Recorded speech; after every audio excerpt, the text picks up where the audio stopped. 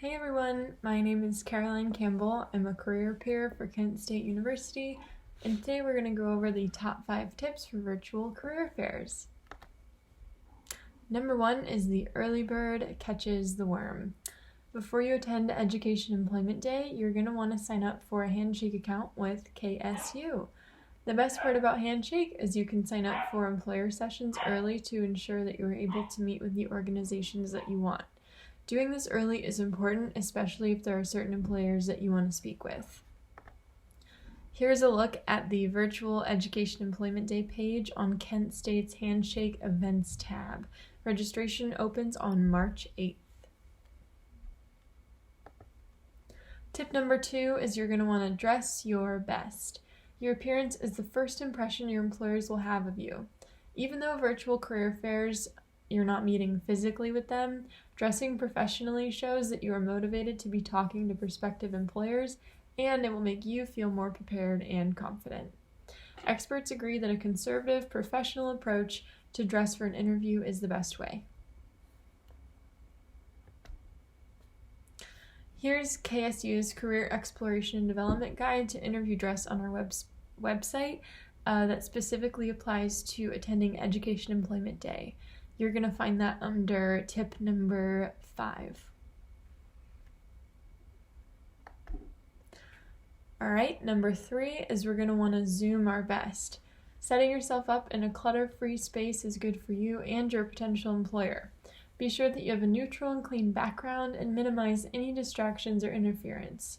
With Zoom, Google Hangout, and Skype, you can use virtual backgrounds as long as they look smooth during the video. Doing your best to ensure that you have a good Wi-Fi connection, camera, and speakers is a really great way to feel your best during Employment Day. The top 3 tips for zooming your best: you're going to want to minimize distractions, ensure a good Wi-Fi connection, and meet in a clutter-free zone. Tip number 4 is be insightful and be prepared, because the more interest that you show in your employers, the more interest they're going to show in you. There is going to be an abundance of organizations at EED, so preparing yourself for who you want to speak with is key. On these 2 tabs, I'm highlighting resources that Kent State has, the top one being on Handshake of employers that are going to be attending. The bottom one is an example of our page Live Binders. It shows K through 12 jobs, and also you can see what are the top teacher employment questions.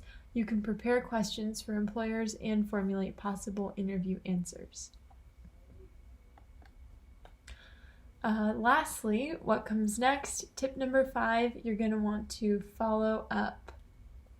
Within 48 hours, it's a really great idea to send a thank you note to all administrators that you spoke with.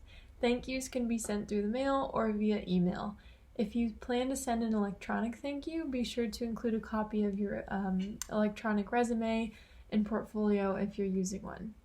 Show appreciation for the interview and by highlighting your interest in the opportunity. This shows them that you're ready to take the next step. As you move forward from Education Employment Day, keep detailed records of all school contacts, interviews, applications, and references.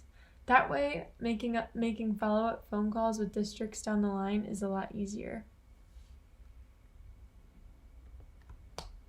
So, to recap, the early bird catches the worm, dress your best, zoom your best, be prepared, and always follow up. Good luck at Education Employment Day, everybody.